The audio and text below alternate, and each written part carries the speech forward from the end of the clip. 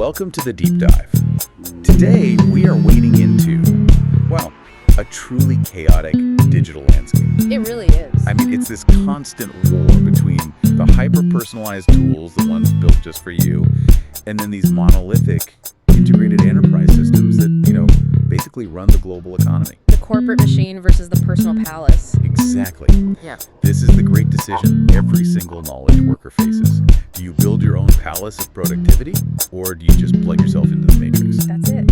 And our deep dive today is to really get into the architectural choices behind these two models. On one side, you've got something like Notion, promising, limitless flexibility. The ultimate individualist tool. And on the other, an enterprise behemoth like Salesforce, which trades a lot of that flexibility for a massive integrated stale. For you, the listener, the mission is to understand what each system prioritizes, because the trade-offs are, well, they're hidden in the infrastructure. Especially when it comes to things like speed, complexity, and complexity, and as we'll see, maybe even job security. Okay, so let's unpack this. We have to start with workflow. I think before you can even choose an app, you have to define yourself. Are you a fleeting note taker? The person who needs speed above all else. Right. Or are you a curator? Someone who needs that deep, detailed, rich formatting, complex, searchable organization. And that self-assessment is so key, because trying to use a curator's tool for a fleeting thought is it's guaranteed to create friction. So let's start with those fleeting note takers. If speed is king, we're looking at the apps designed purely for capture. And the champion here has to be Google Keep. Oh yeah, Keep is the perfect digital equivalent of a sticky note. And its limitations are actually part of its appeal. It's free, it's in the cloud, and you can get to it instantly on any platform just by logging into your Google account. And it has a few minimalist features that are actually pretty powerful. The color coding, and especially the dictation. The dictation is great. It automatically transcribes your voice notes, so you can just talk into your phone and it's captured. But, as we said, there's no complex organization, no rich formatting, you can't even bold text. By design, it's bare bones. Which naturally pushes a lot of users for that middle ground, which is kind of dominated by the platform defaults. Right. If you're on Windows, you have Microsoft Sticky Notes, it's built in, it's free, and it has just a little more functionality than Keep. Some basic formatting, and it syncs through your OneNote account. And over on the Apple side, Apple Notes has gotten really, really good. It really has. It's free with macOS and iOS, and it's matured into a very respectable curator tool now. You get collaboration, you can lock notes with Touch ID. And that visual gallery view is actually great for sifting through content quickly. But the big drawback for both of those is the ecosystem lock-in. You are tethered. If you use a mix of Windows and Android or Apple and Google, you start hitting some serious friction just trying to move your data around. And this is exactly where the curator class enters the conversation. You need power, not just speed. You need a digital filing cabinet. And for years that was Evernote. The original. Evernote really understood content hoarding and deep research. It excels at rich formatting. You can add tables, record audio notes, clip whole websites. But the killer feature, especially for a learner processing tons of documents, has to be its optical character recognition, OCR. Oh, absolutely. Let's just define that for a second because it's so important. OCR is what makes the text inside an image or a PDF fully searchable. So I can drop a 50-page scanned document in there. Or even just a picture of a receipt. Without OCR, it's just a picture. You can't search for a word inside it. With Evernote's OCR, it processes that image, finds the text, and lets you search for that word across your entire library. That saves researchers countless hours. It fundamentally changes the nature of the document. It does. It makes static documents into active, searchable knowledge. Okay, so Evernote has the power, but it has two big weaknesses. One, no Markdown support, which is a big deal for writers. A huge drawback. And two, if you're on the free tier, offline access is very restricted. Which then leads you to the really specialized writing tools, things like Bear and Ulysses. Exactly. They prioritize the writing experience above all else. Bear has that gorgeous interface, uses hashtags for organization, but it's Apple exclusive. And Ulysses is similar. Polished, great for organizing big projects, but it's a subscription. And again, Mac and iOS only. The lesson here is pretty clear, right? The more specialized the tool, the higher the efficiency for that one task, but the lower its general utility. That journey, from the simple sticky note all the way to a specialized writing platform, perfectly sets up our next subject, Notion. Notion, the app that looked at that entire messy ecosystem and basically said, we can replace all of it. It's the ultimate attempt at convergence, isn't it? Totally. It combines your notes, your task manager, a wiki, an intelligent database, all into one single application. Its basic unit, the block, is just incredibly versatile. And the core strength, the thing that makes it irreplaceable for millions of people, isn't really the note-taking, it's the data architecture. Absolutely. Notion's genius is that it lets you create what it calls a view. You can take the same set of data and, with a click, see it as a table, a Kanban board, a list, a timeline. All without writing a single line of code. No queries, no code. This is what's made it the central hub for so many remote teams. It's this powerful, collaborative wiki. And crucially, unlike Bear or Ulysses, it's cross-platform, web, desktop, mobile. Okay, let's stop there and really dig into the contradiction. Yeah. Because the learner who jumps into Notion expecting instant perfection, they're going to hit a wall. You mentioned the complaints we've seen. People call it absolutely exhausting. Yeah. If it's so powerful, why can't users just build simplicity into it? Well, that's a great question, and it gets to the hidden cost of all that flexibility.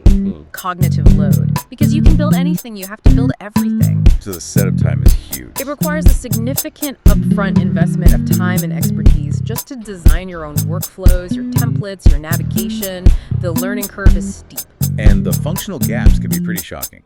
For example, you said its task management just plain sucks compared to something like Todoist. Why? I have a database of tasks. Why can't I just build in recurrence? Because native recurrence is a complex piece of logic, not just a data field. You need the system to automatically create a new task, say, every Monday after you check the last one off. And Notion doesn't have that engine. It lacks the native engine to do it reliably. You can hack it together with formulas and workarounds, but it's not the seamless, intuitive experience of a dedicated task manager. And that friction just gets magnified on mobile, doesn't it? Oh, absolutely. The mobile app is a major pain point for complex work. It's fine for taking off the to-do list, but for serious database work or referencing linked pages, the friction is just too high. So it's this fantastic generalist that's amazing at data architecture, but it struggles with the specialized, high-speed, or mobile-first workflows. Exactly. And it still lacks that powerful OCR we saw in Evernote. It asks you to be both the user and the software architect, and that is a massive time commitment. Okay, we've spent enough time in the world of personal flexibility. Let's pivot to the other side, enterprise integration. Let's talk about Salesforce. The behemoth. Founded back in 1999, Salesforce didn't just pioneer CRM, it pioneered the whole software as a service model. Sales. We hear that all the time. And the key to understanding Salesforce is its hybrid architecture.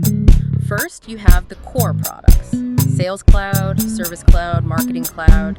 Those are pure SaaS. Meaning subscription-based, you access it all through a web browser, and Salesforce handles all the maintenance and updates. Exactly. Your company doesn't install anything locally. But the real power of Salesforce isn't just in that off-the-shelf CRM. It's in the second layer, the PaaS. The platform as a service. This is where the magic and the complexity really happens. Right. That PaaS layer, the Salesforce platform, is what lets admins and developers build and deploy entirely new applications right on Salesforce's infrastructure. So your IT team isn't just configuring fields. They're building custom tools from the ground up. Right. Custom reports, custom user interfaces, whole new apps. And they do that using Salesforce's own proprietary tools, things like Apex and Lightning components. Yes.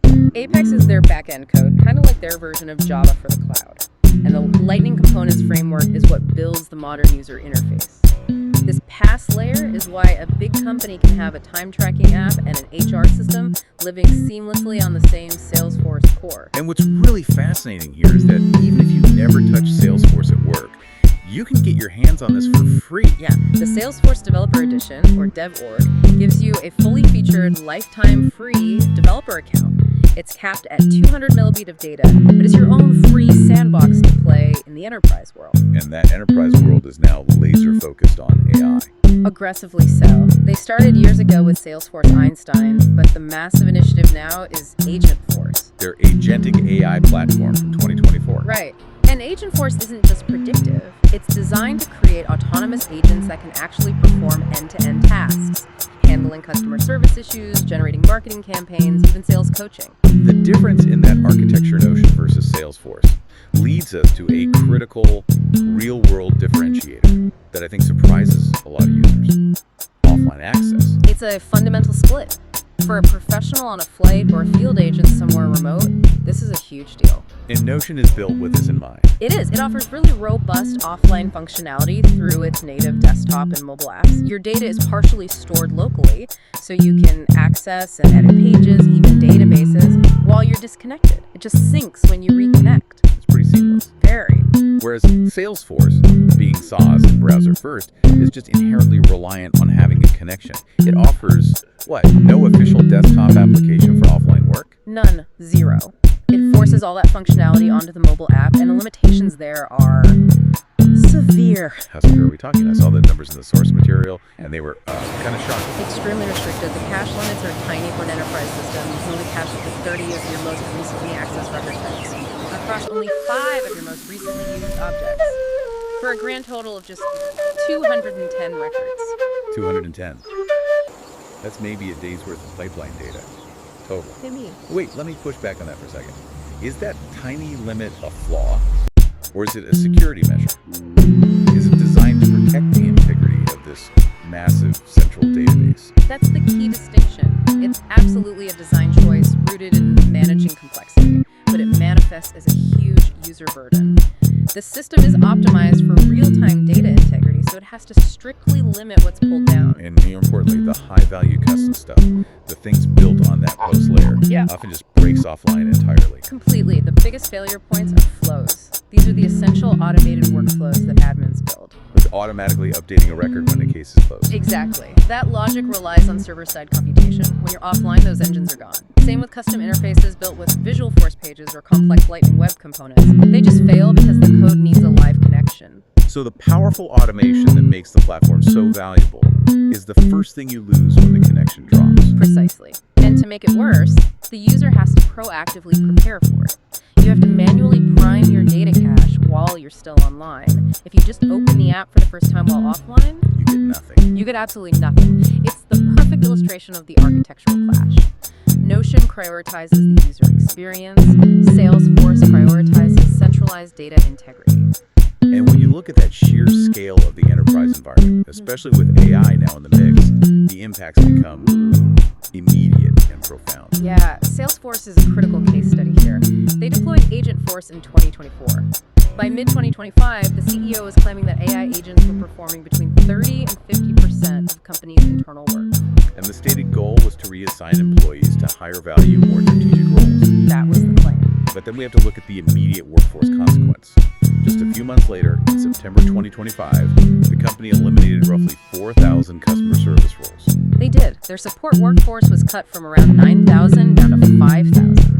And they cited a 17% reduction in support costs, directly attributed to the deployment of those AI agents. This stark illustration. The repeatable high-volume knowledge work is the first target for autonomous AI in the enterprise. And when you run a platform that big, that scale comes with immense visibility and risk. Yeah. We saw this in 2025 with some targeted cyber incidents. Yes, there were sophisticated campaigns. One group used social engineering to trick users into installing a modified data litter to get access. And another group compromised critical OF tokens through third-party app integrations. Right, like the Salesloft Drift integration. It just shows that the more integrated a platform is, the wider the attack surface becomes. And the complexity of running a company that large extends way beyond just security. It's in the public eye, every move is scrutinized. Exactly. The public controversies become news because of the company's massive footprint. You had the 2023 and 2024 layoffs after a period of really rapid hiring. Then the whole controversy around Matthew McConaughey's $10 million salary as a creative advisor. And then in 2025, the CEO's statement and subsequent apology about deploying the National Guard in San Francisco.